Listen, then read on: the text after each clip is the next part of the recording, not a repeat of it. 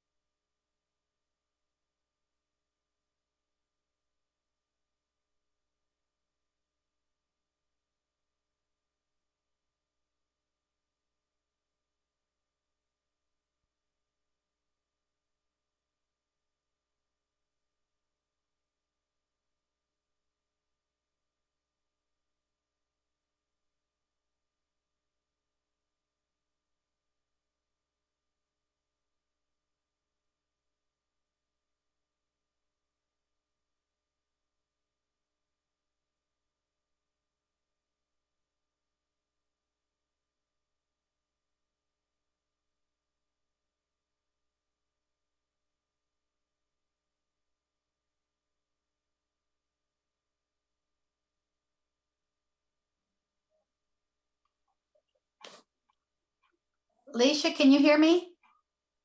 Yes, ma'am. Well, good. Sometimes people can't hear me. Okay. All right, is everyone here? Okay, welcome back to the Easton School Committee meeting of Thursday, October 8th. The next item up for the agenda is possible vote to approve the MOA for Unit A. At this time, out of respect for Unit A members, we will allow the agreement to be shared and voted on by the members. And then we'll come back and vote as a school committee as soon as possible with the timeline given by the union. Okay, everybody with that? Good, okay. Thumbs up, show me thumbs up if you're ready, okay. Thank you. Remote learning, oh, okay. And the second is possible vote to approve the MOA secretarial unit. I'm gonna make a motion that we accept this MOA in contingency upon union ratification. Do I have a second? Star second. All those in favor? O'Neill, yes. Durance, yes. DeLuca, yes. Wiseman, yes. Star, yes. Thank you, everybody, and our members that are watching. Thank you for giving us that time to have executive session.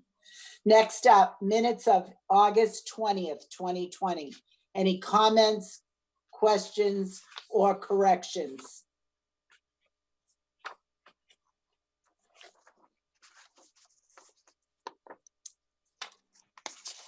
While we're waiting, I would just want to thank Lynn Souza for doing all this and also getting us in and out of our meetings. Or maybe into the meetings. It's kind of crazy some days. All right, so August 20th, no questions, comments, or corrections. Do I have a motion? O'Neill, a motion to approve. Durance, second. All those in favor? O'Neill, yes. Durance, yes. DeLuca, yes. Wiseman, yes. Star, yes. Okay, thank you. Next is the minutes of August 25th, 2020. Any comments, questions, or corrections, please? Go ahead, Caroline.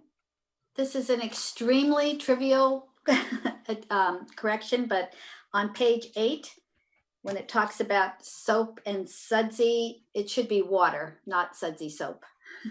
Destroys the lipid layer under Mrs. O'Neill said. I know it seems trivial, but soap and sudsy soap sounded a little bit odd, so. Okay, any other things, Caroline, or is that it? Nope, that's it. Anyone else have anything to, okay, Jen, go ahead. Very minor, but on page 10 in the public comment section, Lauren Loomis's first name, there's a typo in Lauren. So if we're gonna correct Caroline's, if we can correct that as well. So it's Lauren, not Laura, right? Well, yeah, it's spelled Lauruen instead of Laur. Oh, on Just Loomis. a- Yeah, yep, just a typo. Okay, yep, thank you. Anybody else? All right, do I have a motion? So moved. Do I have a Star second. Thank you. All those in favor? O'Neill, yes. Durance, yes. DeLuca, yes. Wiseman, yes. Star, yes. All right, thank you. Next up is the approval of the Compass Plumbing and Heating Contract. Dr. Cabral. Thank you, Chair DeLuca. So we have two contracts here this evening. They're two different separate votes for you. These contracts, as you will see, do not have dollar figures on them. These are service contracts. We're not actually purchasing items right now, but these are contractors we have not worked with before. So David Twombly usually presents these to you. These are the contracts that create an agreement between us and a particular vendor for certain work. So the first one is Compass Plumbing and Heating. We feel as though it's extremely important to have a responsive plumber, particularly this year. It's critically, it's critical to our operations because properly working toilets, sinks, faucets are, of course, one of our first lines of defense against COVID. So we want to be able to have a company that can be responsive, and we can call them when needed to make sure that we are completing repairs and doing any preventative maintenance to be sure that everything is running smoothly in that area. This company is on the state contract. They have the best pricing, and because they're on the state contract, as you know from prior contracts, that means that they have been thoroughly vetted by the state. They're OSHA certified, and we are required to have a licensed plumber work on all municipal and school buildings. And so we are looking to engage in this contract so that we will have them for those purposes. So if there are any questions, I can answer them. If not, what we're looking for is a motion to approve the Compass Plumbing and Heating contract as presented. Any questions? All right, I'll make a motion to accept Compass Plumbing and Heating contractor. Wiseman, second. All those in favor? O'Neill, yes. Durant, yes. DeLuca, yes. Wiseman, yes. Star, yes.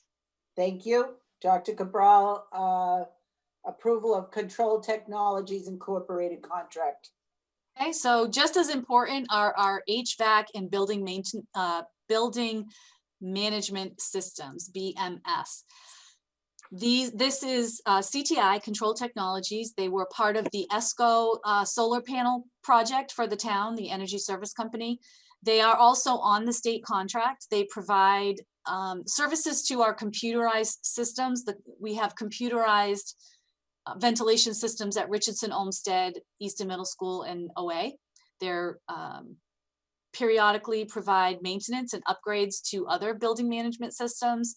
We're hoping to have them update and troubleshoot, work on heating schedules, proper airflow to classrooms and offices.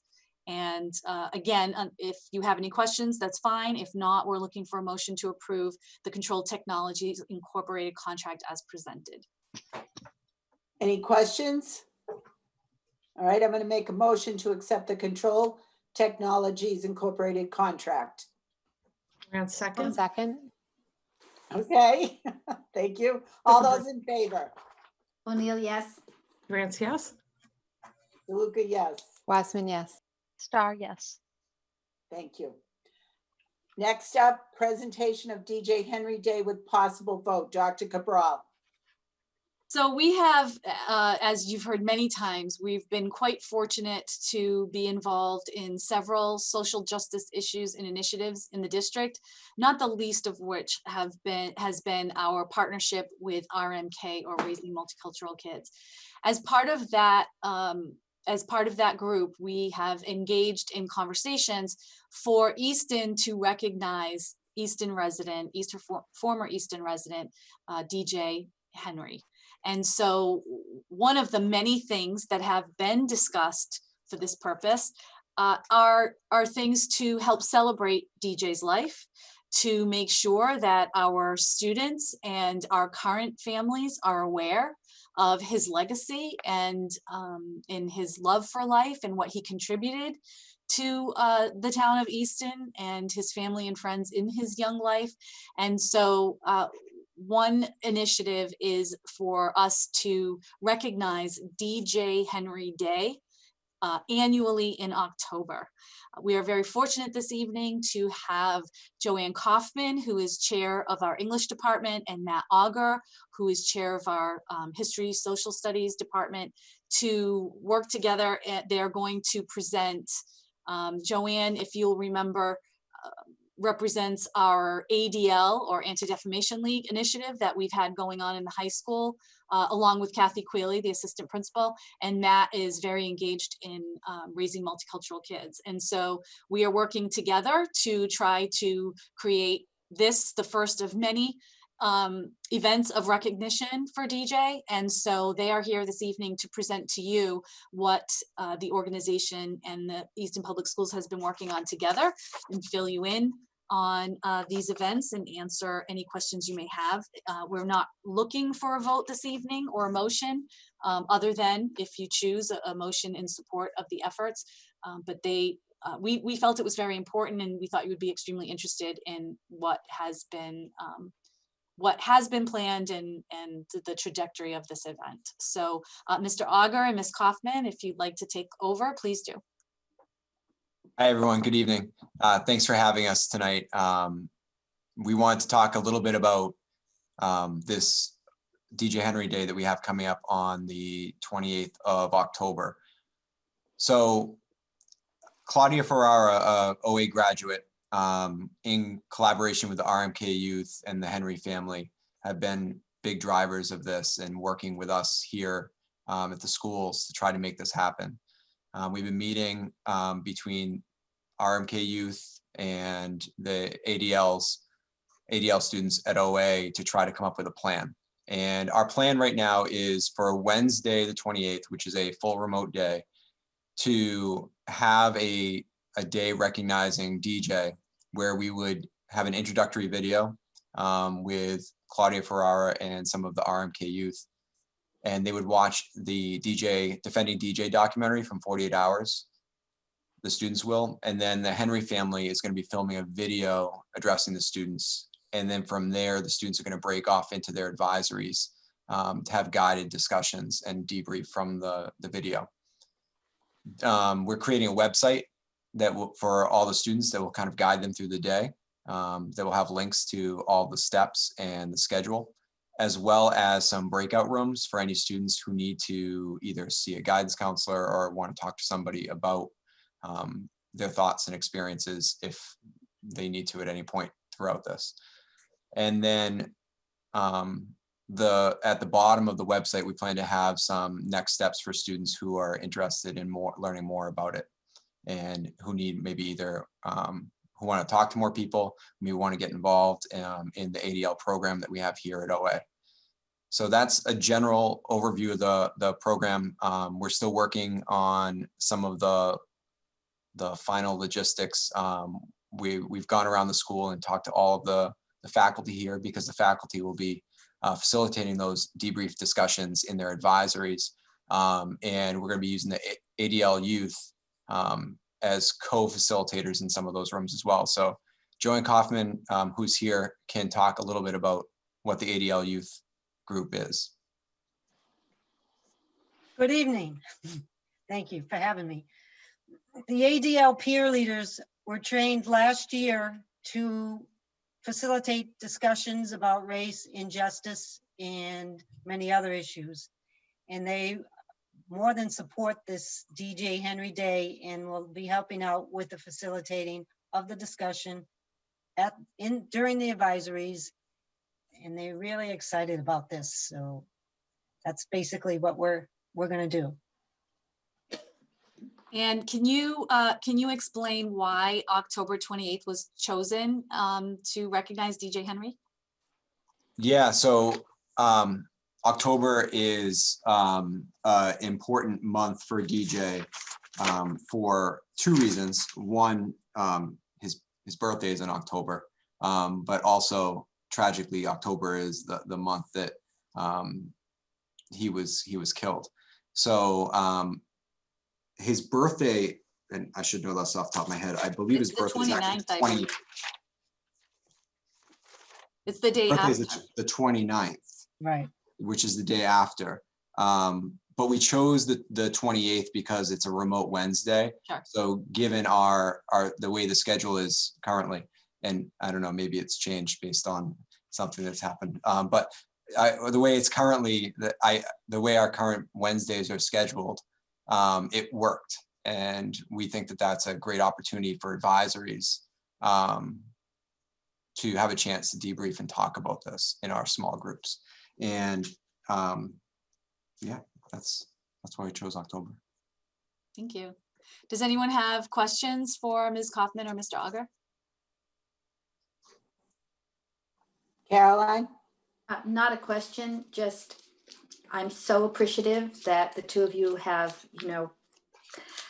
joined with the Henry family and RMK in designing this important day. And I really hope that it leads to many positive results. But thank you so much, Matt and Joanne. You're welcome. And, you know, I just want to give credit to the RMK youth and to Claudia Ferrara, especially for spearheading this. As you all probably remember, in the summer, I was here to talk to you all about the social studies curriculum. And, you know, in that meeting, Claudia was wanted to ask a question about having a DJ Henry Day. And so that's kind of the genesis of really truly making this happen. Claudia's been very organized in making all this happen. And also the RMK youth have a lot of other ideas for future projects and trying to maybe create children's books and maybe planting a tree. And I know that there's a lot of things that they want to do to further this in the future. So. And RMK has just been a phenomenal, really a gift to the community. You know, I've been as involved as I can, being gone to many of their meetings. And I know that this youth initiative is just incredible. And I appreciate so much, you know, you folks at OA, you know, kind of creating this impetus. And thank you for reminding us of Claudia's very significant part in this. I wish you had actually had the opportunity to be at the meeting where we sort of discussed this at first and with RMK youth. And, you know, they very respectfully had asked, Mr. Paul was there and Chrissy Pruitt and I were there, and they asked us, what would you like us to do? And we said, no. What do you want to do? And I'll tell you, you would have had the chills because we're in good hands. We are in very good hands.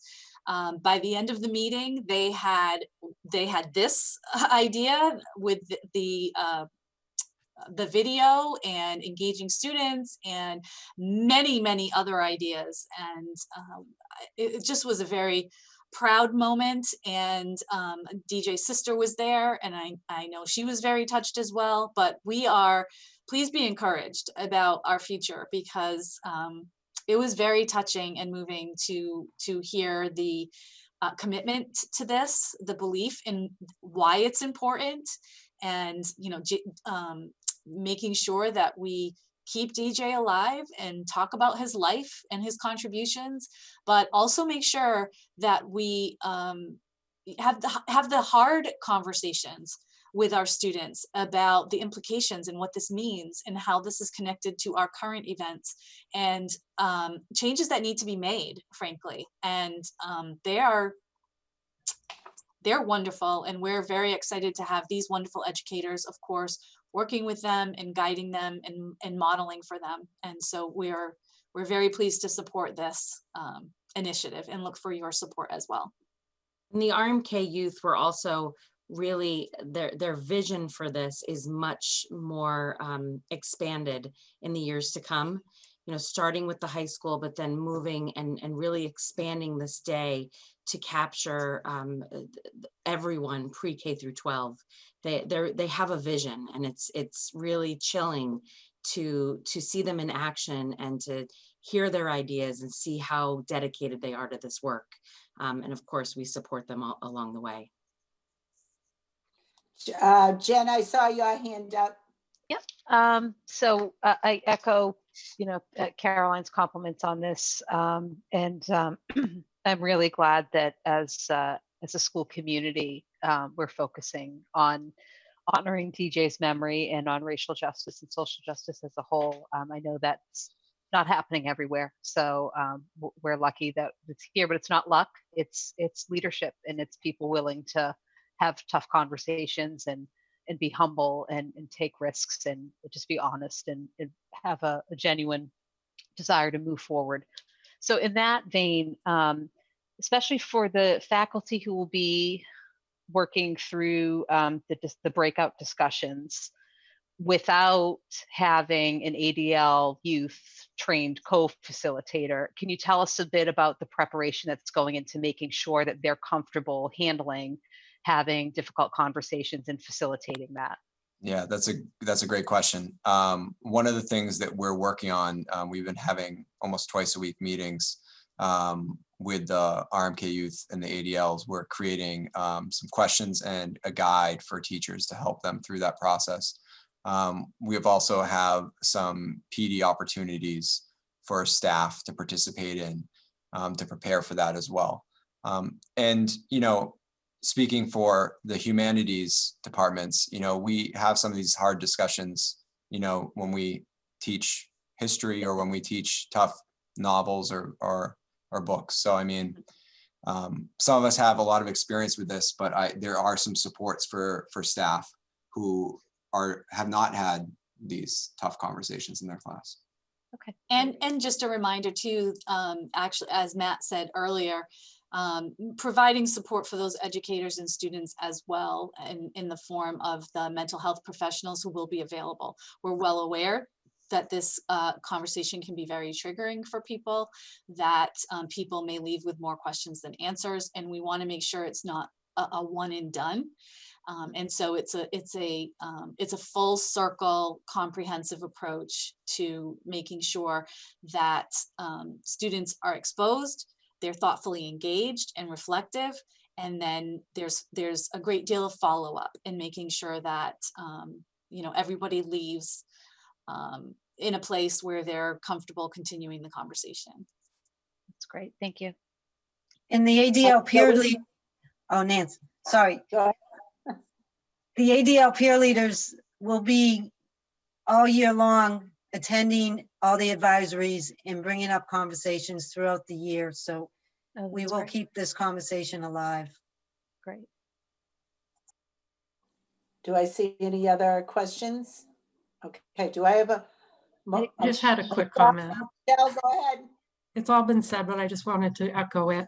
I want to thank you both for working so hard with the RMK youth, the ADLU, in honoring DJ's memory and bringing a continued awareness to an issue that's so important to our personal community, the nation, and really working to help keep those discussions alive and meaningful. Thank you. Okay, And thank you very much for your support, school committee. We understand we can't do any of this work without your support, and we're very grateful for that. all right. So I'm going to make a motion that we accept DJ Henry Day, October 28th, on a Wednesday remote day to happen at Oliver Ames High School. O'Neill, second. Do I, all those in favor, excuse me. O'Neill, yes. Durance, yes? DeLuca, yes. Wiseman, yes. Star, yes. Thank you, and thanks, Matt, thanks, Joanne, and everybody that's been working so hard to get this off the ground. I know it's been a while coming. All right, thank you Thank you very both very much for being here. Appreciate it. Thanks for having us. Thank you. Thank you. I Right, think I next just up. remove you, and I think you might be able to go back. Not sure. I'm gonna go. Bye, Okay. everyone. Bye. Bye. Bye. Next up, discussion and possible vote to approve EMS Fitness Center guidelines for staff. Dr. Cabral. Okay, so as you know, almost every meeting we've been bringing you updated guidelines and policies to make us as COVID safe as possible. Along those lines are opening up some of the areas that we've had closed to this point. One of those is the EMS Fitness Center. And so Mr. Carroll, the principal, as well as Corinne McCarthy, the department chair of the Phys Ed Health and Wellness Department, worked with, you recently met with Corinne because she brought the mitigation plan for Phys Ed before you, and you accepted that policy.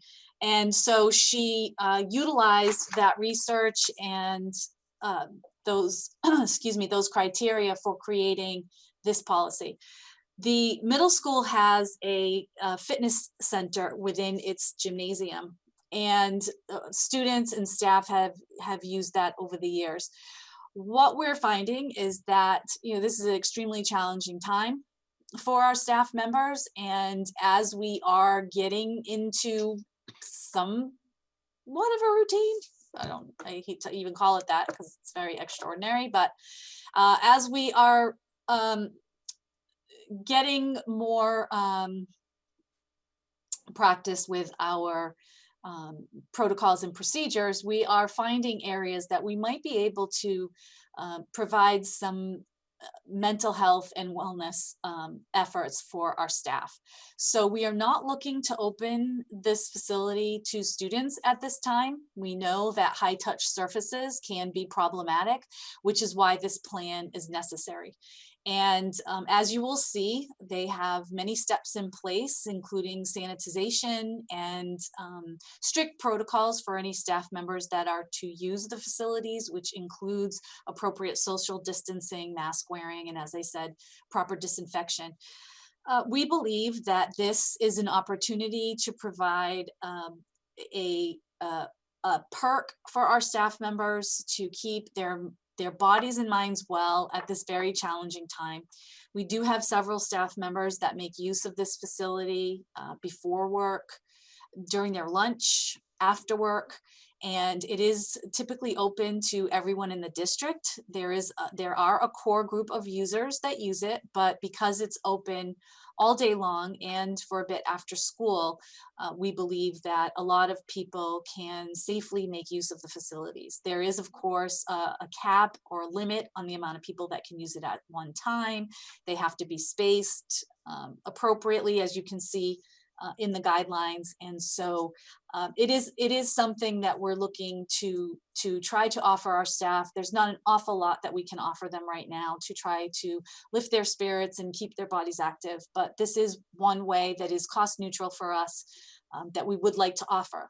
Only, of course, with the proper protocols for safety. And so that is what we're bringing before you this evening. If you have questions or recommendations, I know that Mr. Carroll and Ms. McCarthy would be more than happy to take those and incorporate those and bring back another draft if you'd like. And so we ask you to review that this evening for either your recommendations for changes or a potential vote. So Dr. Cabral, you said this could be open to everybody that works for Easton Public Schools, correct? Yes, but bullet number 2 says only EMS staff are allowed. Yeah, well, we're going to open it for EMS staff first. Like Okay. everything we're doing, we're starting kind of with baby steps and making sure that we're able to do it in the way that we envision it and that it's safe. And then if possible, build on that. And if not, we'll think of other things Okay. that we can offer. Thank you. Michelle? So this is a center at the middle school. It's not the Yeah. one at OA? No. Correct. I didn't even know there was one there. So Very is the one nice. at OA not open then? Currently? The one at OA, we've actually had a lot of issues with that, with leaks in the roof, and it's been closed and opened and we're repairing that. So it's not really viable for that at this time. Caroline? I don't really know much about that space. What is the ventilation situation? It's the same as the rest of the building, and it's on that the electronic system that we discussed earlier when you voted on the contract, the management system. The Oh, okay. it's EMS, I think. The Co- CTI is the company that you approved for the energy management system, EMS. Okay, but it has, that's all been sort of assessed in terms of the ventilation and the air replacement. Oh and- yeah, yeah. We're not Good. using any areas of any school that do not have the MERV 13 filters or the air purifiers for any sustained occupancy, just for storage. Yeah, thank you. You're welcome. Any other questions? Jen, go ahead. Not a question, just a comment. I think this is a great idea.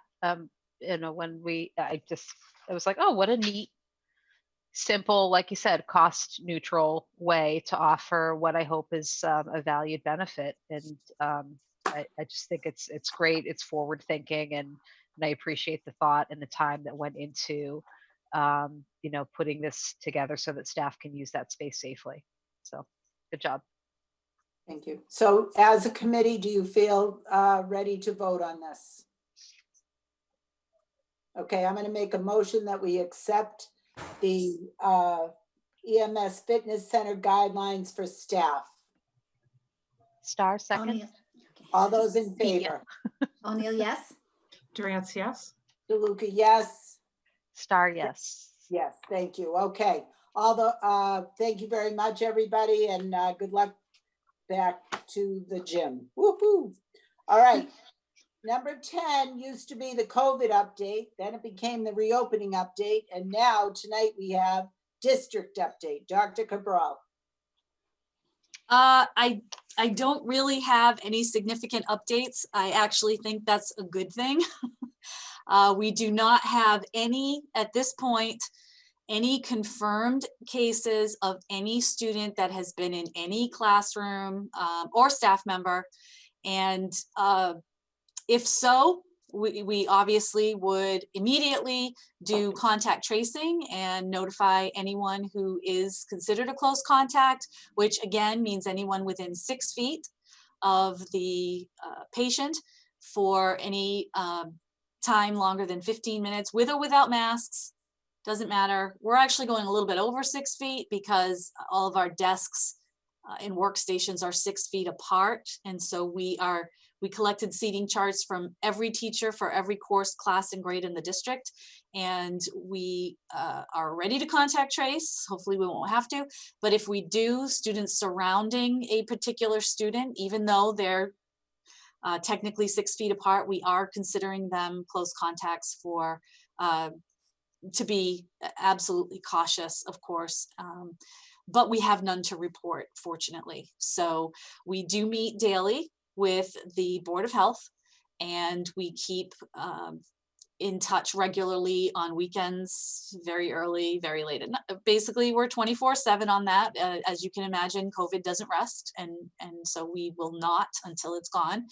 And we have found that our system, frankly, has actually caught suspected cases that turned out to be nothing, but we have been catching them in collaboration with the Board of Health more quickly than the state has been reporting it, or the actual patients have been reporting it to us. So we can't say that we've actually tested the system because we've been lucky that we have not had to, but I do feel as though we are in a good place.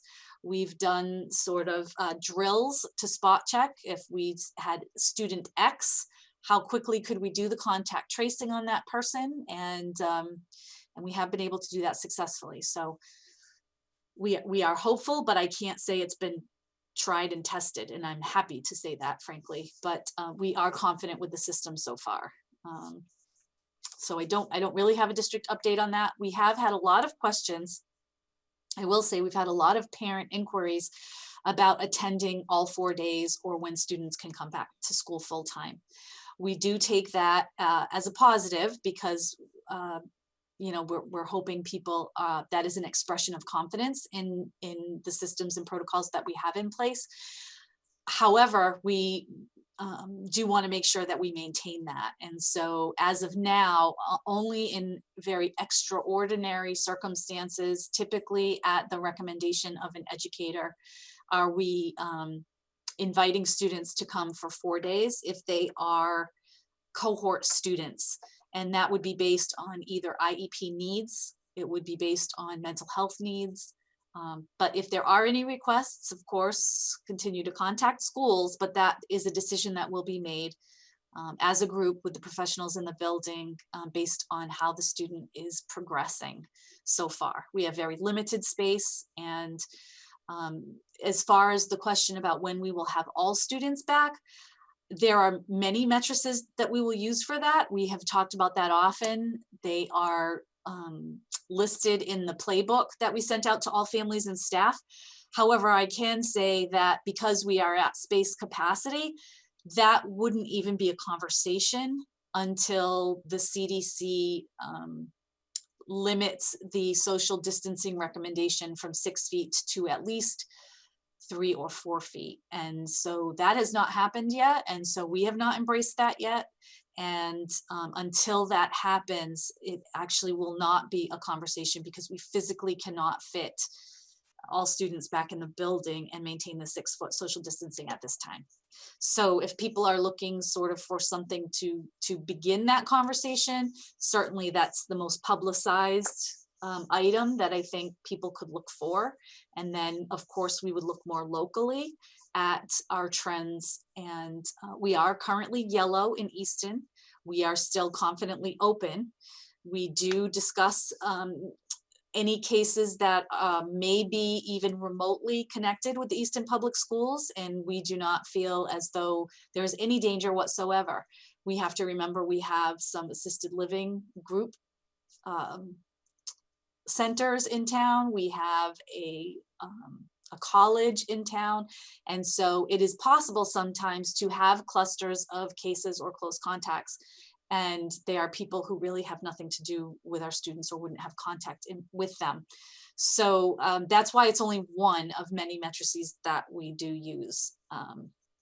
We also have been strongly encouraged by the Commissioner of Education and the Governor to use that one metric, take 3 to 4 reporting periods of that before we made a decision to change. And so we haven't been red yet, but if for some reason we did show up as red, we would need 3 or 4 of those remoting periods to create a trend.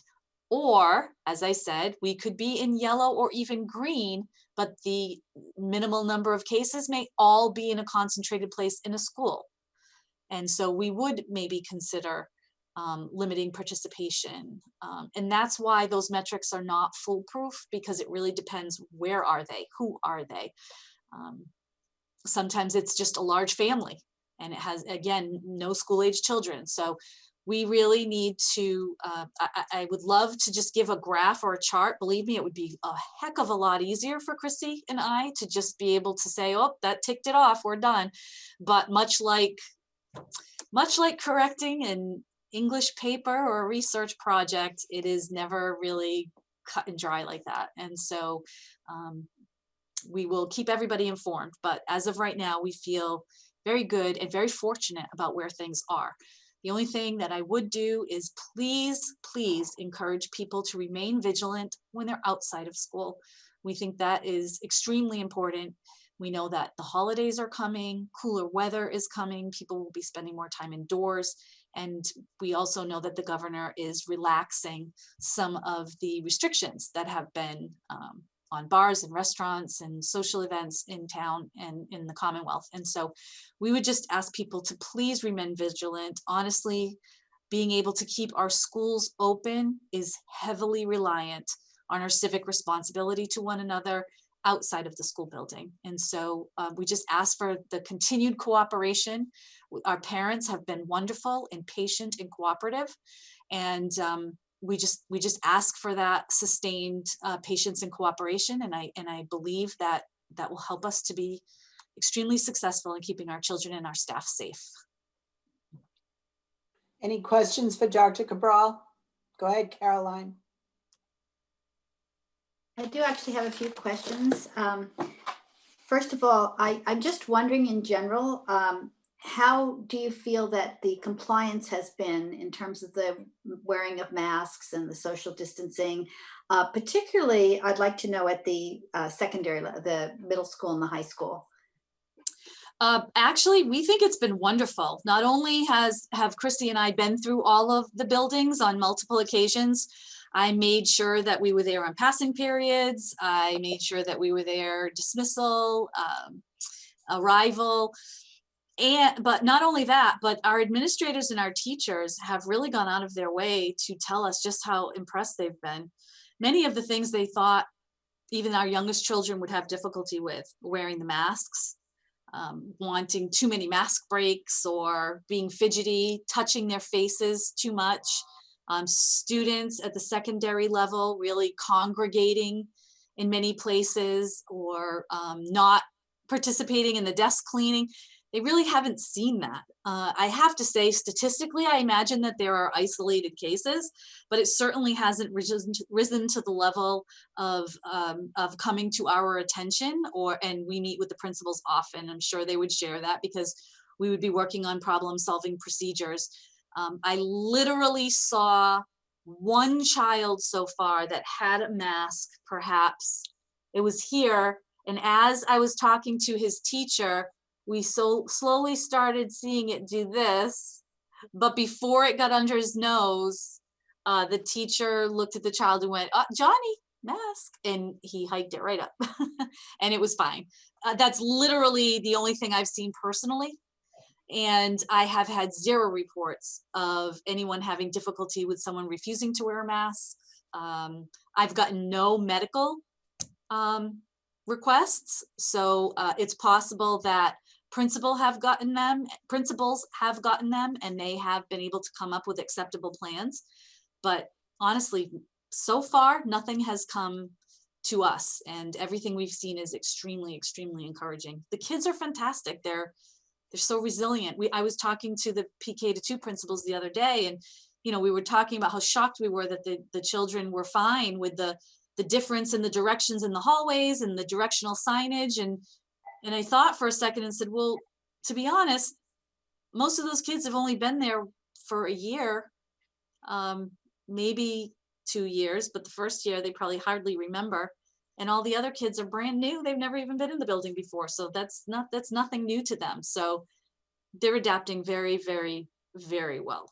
And we're Actually would extremely have proud been of what them. I predicted, is that the younger students would do the best with this. In fact, that's pretty much what I did predict. I felt like a lot of, even some teachers were kind of selling the kids short. I kept hearing, oh, the kids will never wear, those little ones will never wear masks. And I thought, I don't know. I mean, I'm not a teacher, but I felt like I know young kids better than some other people. But I do have a couple of other things. I've gotten a couple of phone calls. I know that a lot of families are finding the technology challenging, during the remote parts of the day, of the week. And that's understandable. And Sure. Chrissy, I remember you're explaining to us that there are two platforms basically that everyone's using, or that, depending on the grade level, and you encourage educators to explore other technologies, but you want to be sure that they're comfortable with those technologies, or have some experience kind of before they roll it out altogether. So I did actually have a couple of questions. There's a program called Class Tag that apparently some teachers are using, and it is in place of, instead of sending emails, they've asked families to get on this platform and have exchanges of information that way. But apparently it's a real challenge for some families. I'm obviously, I'm probably the least technologically proficient member at this point, since I always seem to have trouble with my ancient devices. But I do think it's possible that sometimes when new programs are introduced, I share this challenge. If your device is too old, it will not accept sometimes that, you can't load it on. You literally can't. It's not that you're, anti-technology or anything like that, or not proficient. It's just that your device won't let you. So is there some way that we're kind of making sure that teachers understand that if they do introduce a new program, however terrific it may seem for them, that there may be families that really literally cannot adopt or load that program? So I just wanted to mention that, because I've had a couple of calls. And Chrissy, are you familiar with that Class Tag? Yeah, it's a platform for teachers. It's a kind of like an instant platform, like almost like an instant messenger type of thing, where parents and teachers can communicate with each other. Right. It's been used since 2015, so I'm sure that some of our devices, it's been in the use for 5 years now.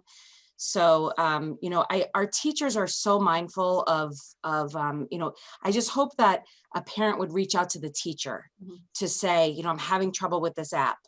And another thing too is that when they reach out to the teacher and they don't get an immediate response, we have to remember too that our teachers are getting bombarded with emails from families because of this new learning process. And they have to leave work and then go home and continue planning in this new process, and also are attending to their own families.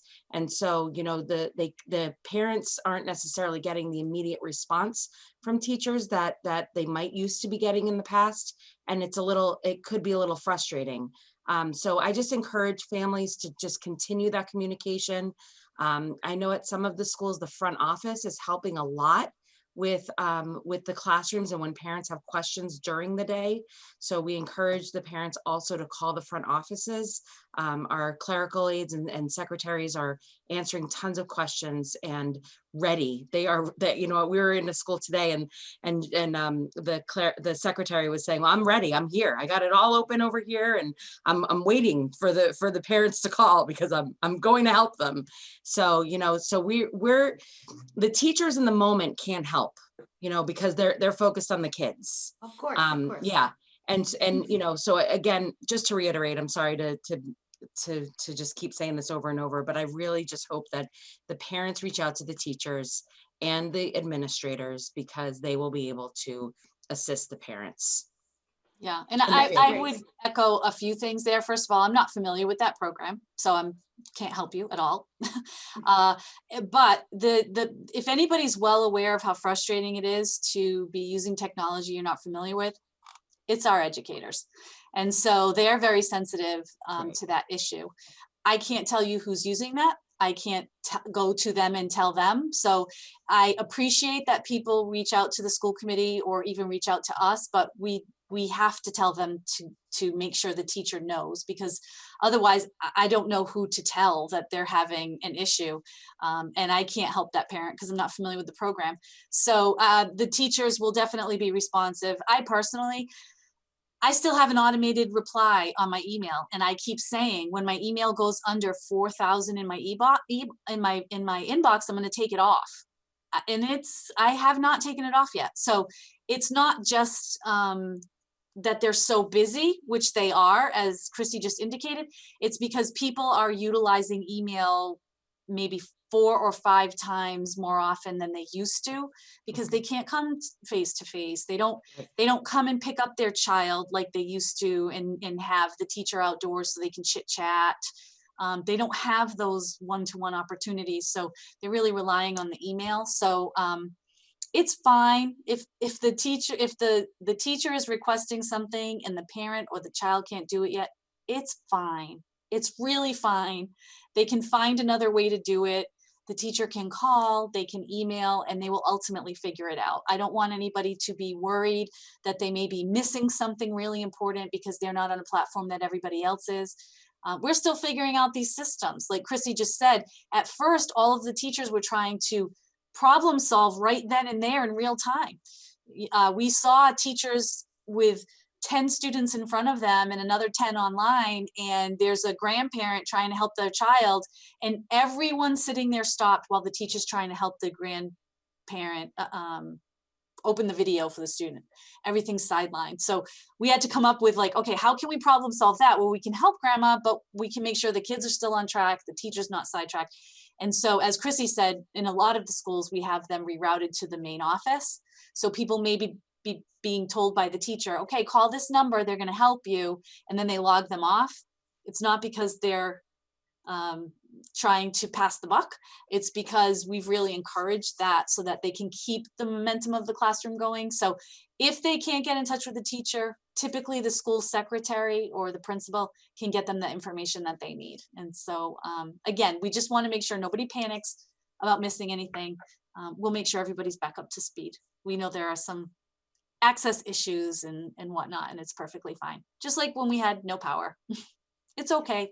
We'll be fine. We'll figure it out. I totally agree. But one of the other things that a couple people have called me about, and I'm so sympathetic with sort of both sides of the screen. You know, parents are saying, I really cannot. I have 3 children. I can't sit next to 3 different children as they're doing their online learning. But their feeling is that there's a sort of expectation that they be there to guide their, particularly the younger children, you know, that they be there to guide each of their children. And these are people that are often literally working from home as well. So it's very, very difficult. But of course, it's literally impossible for the teacher to make sure that 10 first graders are doing, you know, are kind of negotiating this whole remote learning independently. So it really is an impossible situation, as I said, from both sides of the screen. Yeah. And I think, you know, the facilitation, that program that you've started is helpful, but it's still, I think we all just have to accept that there's no way to make this a perfect learning environment as long as much of it has to be remote, because there are so many families that simply don't have the option of sitting next to their child for their entire, remote learning period. So Yeah. it's a really complex. It really is. Yeah, there's very good reason why this is not a learning plan that anyone in the world uses over in-person learning purposefully, on purpose. Anyway, Especially the hybrid. It is for an emergency only, and we are currently in a state of emergency. We certainly understand the hardship on parents. I think it's important, however, for parents to understand if they have 3 or 5, we have people who have 5 children at home. They may need help. The teacher cannot fully engage a child for 6 hours a day through a computer screen. It's not developmentally appropriate for the child. It's impossible for the teacher. It's just going to be a frustrating expectation for everyone.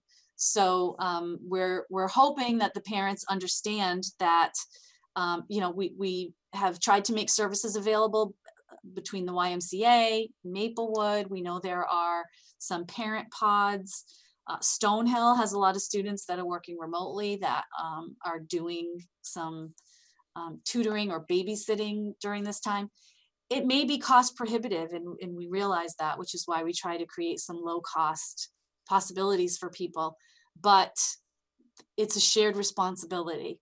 It is a shared responsibility between parents and teachers. And unfortunately, when students are in school, we have in loco parentis, which is the law, and teachers are fully responsible for for students as if they were their own children. That is not the case when they're online. It's just if a student can walk away, they can shut the computer off, and there's absolutely nothing that a teacher can physically do. And so we do need that cooperation from parents, unfortunately. And sometimes it can be an unrealistic expectation for some people to think that they may be able to work full-time from home and watch their children who are working remotely. That is extremely difficult. It really is. But it is a shared responsibility. And it's something we're all trying to work through together through this emergency situation. It's very difficult on everyone. Agreed. The children are learning this right now. I was with a teacher today who shared with me, she said, hopefully it's not like this next year, but imagine if it was, how much more advanced the kids going to her would be. Because they would already have been in this model, and they would already have the technology skills. She said to me, we are starting from scratch with a lot of these kids. And I'm going to be going into her classroom in next week just to sit with her and kind of watch what's happening and how it's going on. We came up we all work together on the plan, but it's good. And she actually said, I welcome school committee members into my room to see what they're doing, to see, how it's actually going, because our teachers, she said to me, the kids turn their screen off. And as a teacher, I don't want that. I want them to be with me all the time. Our teachers I had another teacher say to me, I'm not doing what I know I can do. And I sat there and looked at her with this on, and I said, neither am I. We're none of us in this world of COVID right now are doing anything normally. We aren't. And how defeating it is for an educator who has been working so hard all of these years and have shown great success to feel like they are starting all over again in a model that seems impossible. And our families have been great. They've been very patient. And I just encourage them to continue. If you have questions about learning plans or, your child's learning plans, ask, just talk, because there's always an answer. There's always a justification, always an answer and an adaptation. If, we want the feedback as well. If that app isn't working for that family, talk to the teacher so that the teacher can say, oh, and maybe it isn't, or let me get on a Google Meet with you and show you quickly how to do it and how to make it easier for you. We all want the same thing, parents and educators. And that's just, this is just, it's a very trying time for everyone. And our educators are all over throughout the entire country are struggling. They're struggling because they're not able to do what they know they can do. All right, I'm gonna ask, Michelle's had her hand up, but so Michelle, go ahead. I have a couple questions. One of them is, and this is to Caroline's point about, there was a communication app you were asking about. It's my understanding that one of the reasons we're asking students to use our Chromebooks is so that they have common technology, common programs, common everything. So I'm wondering if we need to be thinking about common communication methods. Like if one teacher's using one thing and one teacher's using another, then all of a sudden we're back to the problem we started with last spring.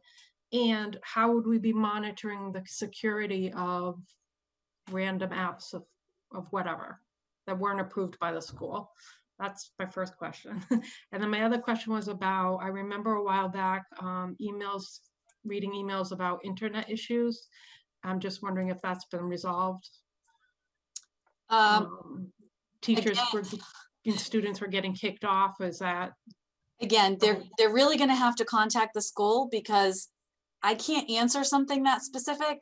The parent needs to contact the school. We do not have widespread internet issues in the district. And that's what I would be aware of, Okay. right? So, the PK-2 schools, for example, the walls are made out of cinder blocks.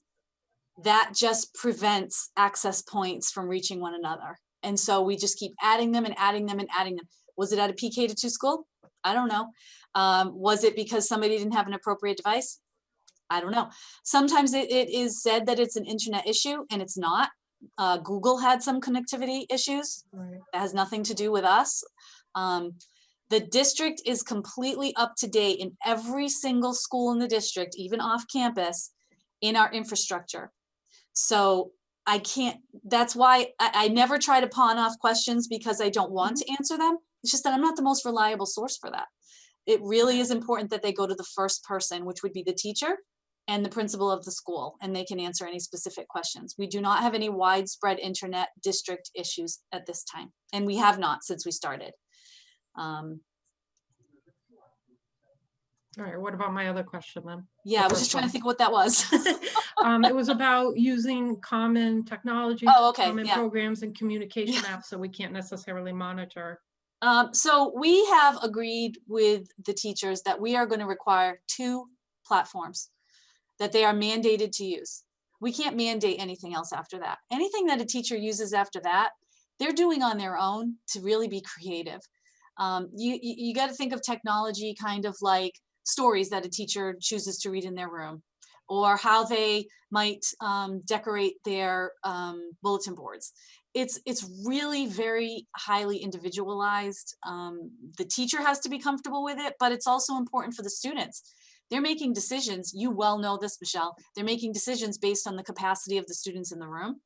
They're making decisions based on what it is they want to share. Some things, for example, display graphics better than others, and some of them use more graphics or movies than other types of manipulatives. And so it really is the professional judgment of the teacher what they use. In terms of keeping track of it, that's an excellent question, because I'm going to be perfectly honest. We had 1 director of instructional technology in this district. That means 1 person for 3,500 students and 578 staff, which was utterly ridiculous to begin with, to be able to help everybody with exactly what you're talking about. There's a difference between tech help when they do things like infrastructure. They help you log on to Google. They reboot your computer if you're having a problem. They fix a cracked screen.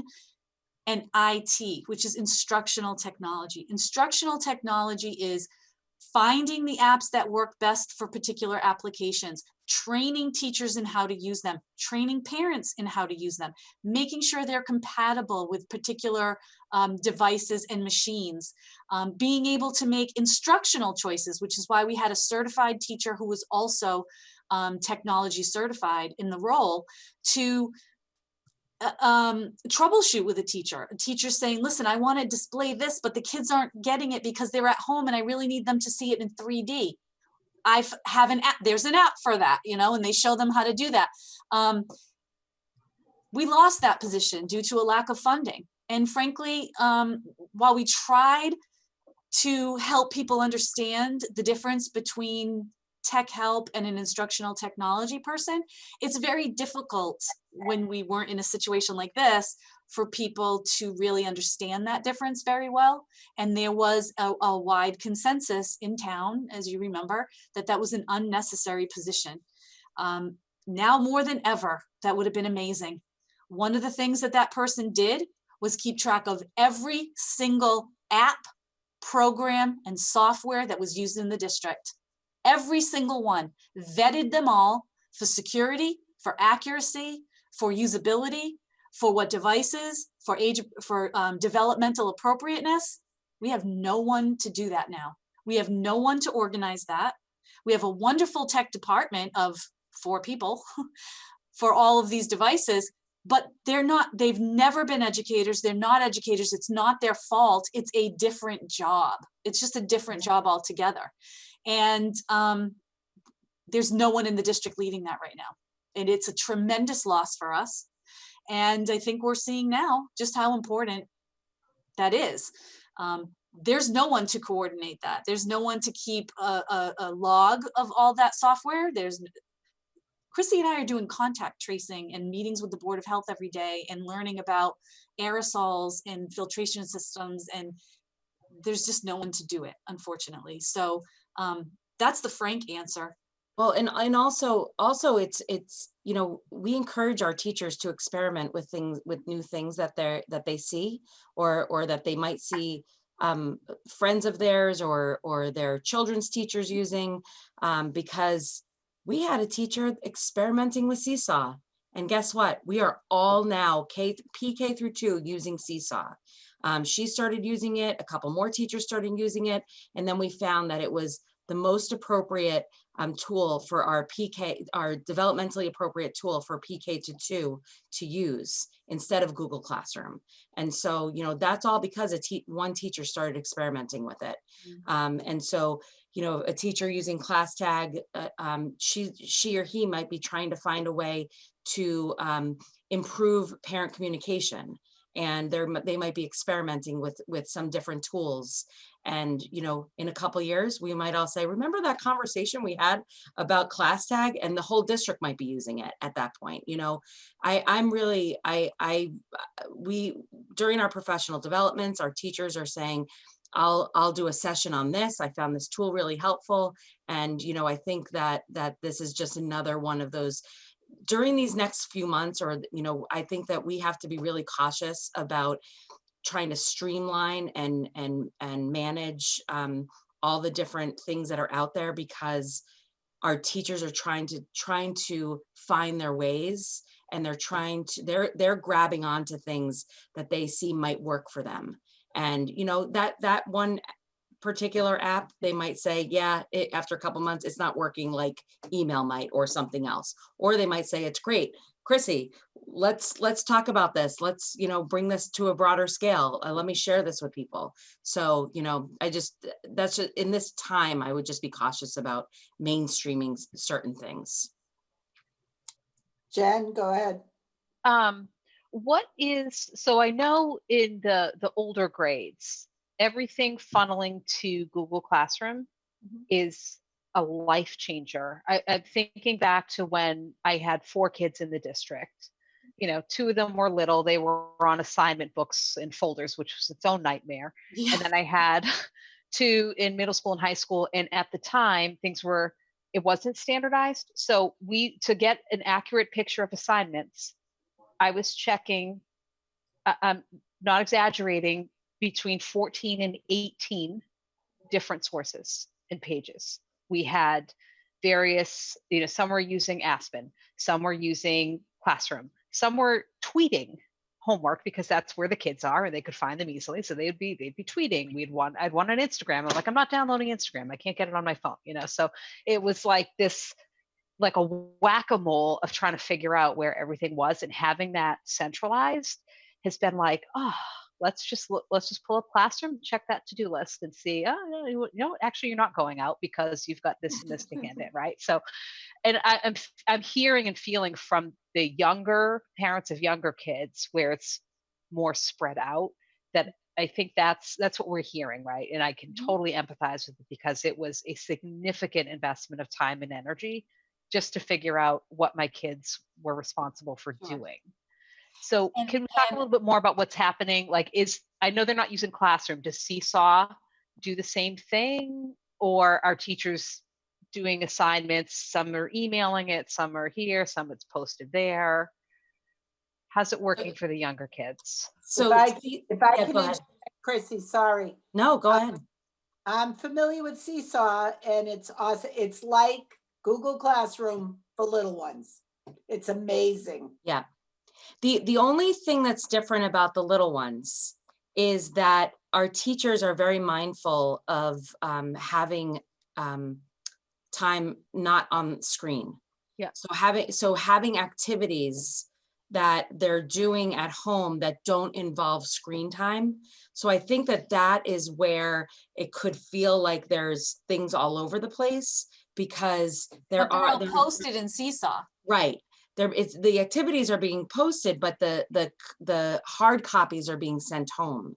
And so, they might be, I was in a classroom, a kindergarten classroom today, and the teacher, had puzzles that she leaves in the desks, and the organization that it's taking for them to think, okay, now I want to send this puzzle home with the child, so that they have a puzzle at home to do around this concept or something like that. So they're trying to quarantine books and materials when they come back. Yeah. Everybody else can use it. Right. There's baskets that say book quarantine, and they sit in the quarantine bucket for a few days before they can be reused. And they're trying to bring the classrooms to the students because they're so young, and they want them to have those hands-on tactile materials. So yes, it is more, there are more things for our younger students. So I would just encourage families to, if they have like a crate or a basket or something, that when the child comes home, just all put it there, and it's all organized in one place. It might not be organized in there, but it's almost like their desk, at home, where they have all their materials. But Seesaw it's very nice. And Jen, another thing that the little ones are doing, they'll finish a project at home, like a map or something, and they take their little iPads or whatever device they have, they take a picture of it, and on Seesaw, you just send it right back to the teacher. So the teacher can see what the kids are doing. There's not a lot of paper exchange, but the teacher can see exactly what's going on. I find it to be amazing. I really do. And when you think of the developmental age, the children, older kids can just type things, but little ones, they're learning fine motor skills. They're learning how to write. And so they're learning how to color within the lines. They're learning how to cut with scissors. So these are all things that you just can't really go 100% remote and have those experiences that are very, very critical building blocks. But I did appreciate what you said about Google, because that was a tremendous effort on all of our administrators when we moved from Microsoft to Google. I will say that it was under the direction of our director of instructional technology. We would not have been able to do it without that person in the district. But it was a difficult transition for a lot of educators. And I have to give them a ton of credit for doing that. And thank goodness we did, because if we were still using Microsoft, I don't know how we would have survived this particular period of hybrid. I do have one more piece of feedback. I think in Nancy, as you brought up the take a picture, send it in. If this could maybe be something communicated emphatically to parents.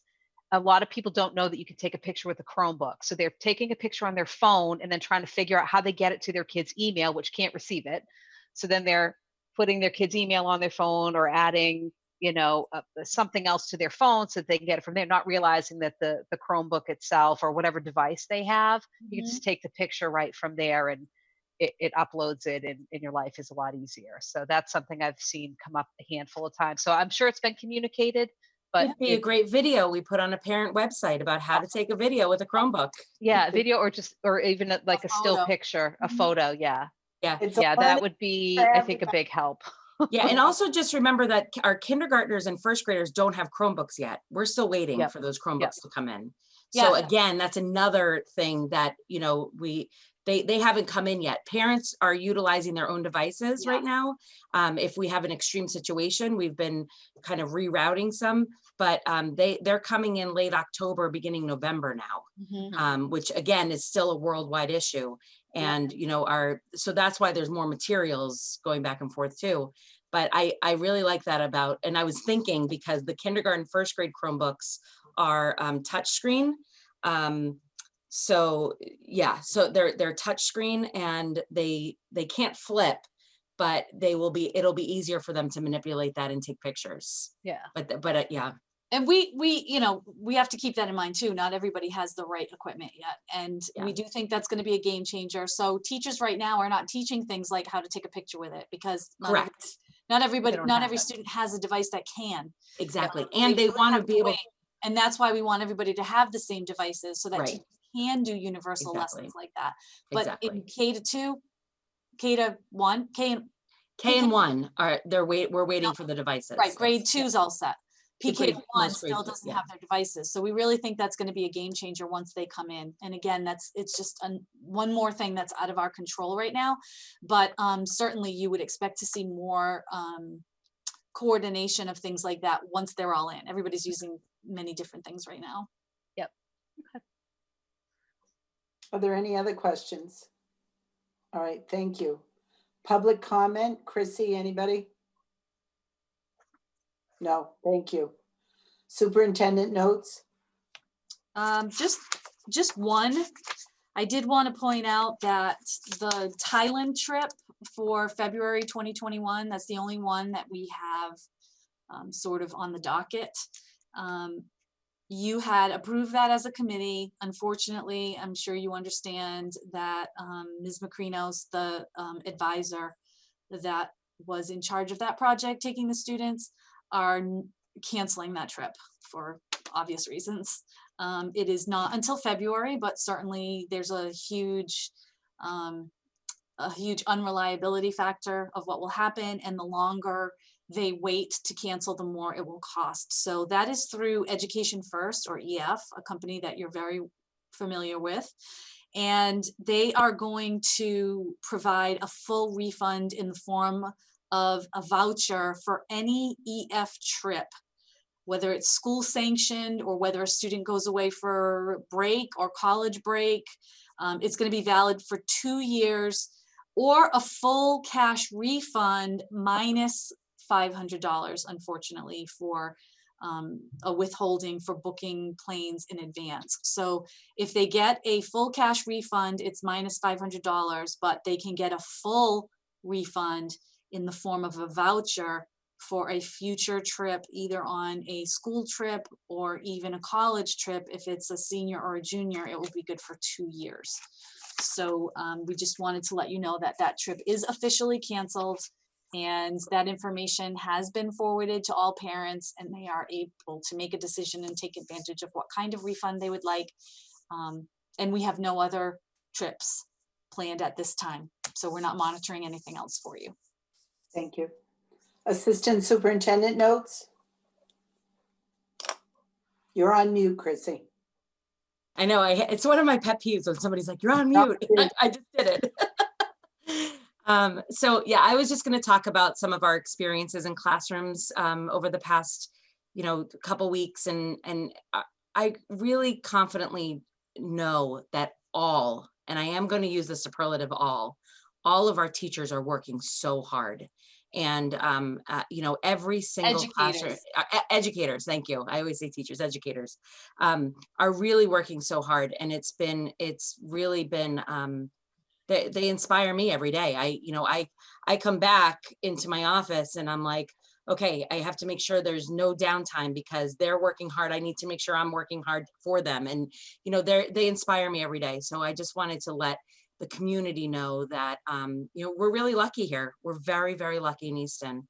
And so the other thing I just wanted to let you know, following up with what Mr. Auger and Ms. Kaufman were talking about with the DJ Henry Day, I just want to ensure everyone that social justice and equity continue to be a top priority within the Easton Public Schools. And this year, to update you also, we have Teresa Moore, an educational consultant from Providence College, and she'll be working with our curriculum leaders. In Easton, we create our own units of study using the UBD, Understanding by Design model, and our curriculum leaders guide that work throughout the districts with teams of teachers. Teresa will be working with our curriculum leaders to analyze and create units that are non-biased and equitable for all students. And this work was supposed to start last year, last school year in the spring. However, due to COVID, we had to kind of put a hold on that work. And we have our first date with her in November. And we're really looking forward to it and excited about what she will be doing with us. She was one of our speakers during the 10 professional development days, and the feedback that we got, you know, from staff was really remarkable. Some of them, when they heard that she'll be working with the curriculum leaders, were sharing, can't she work with all of us? Can't she work with all of us? So we are hoping that this will be a multi-year relationship with her working with us in the district. So that's, you know, again, just going back to the learning models, I just continue to encourage families to reach out. You know, social media isn't necessarily a great platform to find out answers. I think direct contact with educators and principals is the best way to find out answers or share concerns that you might have. So that's all I have for tonight. Thank you so much. Thank you. School committee notes. We're going to go backwards tonight. Jen, you're first. Okay. I guess just a couple of PSAs reminding people. I believe the census is still open till the end of this month. I know there was some talk about, I don't know when it was closed or not, but it appears to still be open. Easton's response rate is 80%. So if you happen to be in the audience tonight and in that 20%, please complete your census. And then I guess sort of along the same vein, mail-in ballots are in the process of coming out. So hope everybody votes either by mail or by dropping off at town hall or in person next month. But please do your civic duty. So that's all I have. Michelle? I just wanted to publicly thank Chrissy for joining us at the Human Rights Committee Tuesday night. And updating the committee on all the wonderful things going on around equity, race, gender, curriculum-wise, the partnership with Raising Multicultural Kids, book studies. There was a lot that I had no idea that was going on. It was really informative, and we appreciate it. And we're going to have her back again soon. Thank you for having me. Caroline? Well, it wasn't entirely backwards then. Kind of. Okay, I'll just mention quickly that yesterday, you know, the days all seem to flow together, but yesterday morning there was a focus group that was provided by the PMA and Perkins Eastman, our consultants on the new school. And it was very interesting to see that they're now taking into consideration these many challenges that we're facing related to coronavirus in terms of ensuring that the new school has, for example, ventilation systems, things like that in place that, you know, would address something like this, because sadly, you know, we do all know now that this kind of viral worldwide infection is likely to occur perhaps many times in the future because of the increasing transfer back to animal to humans situation that is related to climate change. So I think it's very forward thinking that they're, you know, talking to us now about what kinds of things. Obviously, we can't afford necessarily the highest end accommodations to, you know, potential future infectious diseases, but many things are being discussed, and I think that's a great thing. Okay. That's it. Wow. Okay. Oh, no, Caroline. Okay. First of all, I'd like to say congratulations to the professional status teachers that we awarded certificates to tonight. It was very nice. Seven teachers, 1 from RO, 3 from Easton Middle, and 3 from Oliver Ames. And the principals did a nice job writing up the booklet. So congratulations to them. Congratulations to Kristen Shea, our teacher of the year. I think we might have done that before, but I just wanted to say it again. And I also want to share everybody's thought to, just thank you to the EPS staff, the Easton families, the students who continue to follow the rules. It is a tough world out there and doesn't seem to be getting easier, but you know what? If we all follow the rules and make a difference, then hopefully this will, be better soon. And also, again, Lynn Souza, ECAT, thank you very much. And our next meeting right now is scheduled for October 22nd, but we will probably have to have another meeting before then. So they are posted on the Town of Easton website when that will be. So I don't know when we'll see you again, but it will probably be before October 22nd. Do I have a motion to adjourn this meeting? So moved. Do I have a second? Star second. All those in favor? O'Neill, yes. Grants, yes. DeLuca, yes. Star, yes. Thank you, everybody, very much. Thank you. Good night. Bye. Bye all. Hi, everybody.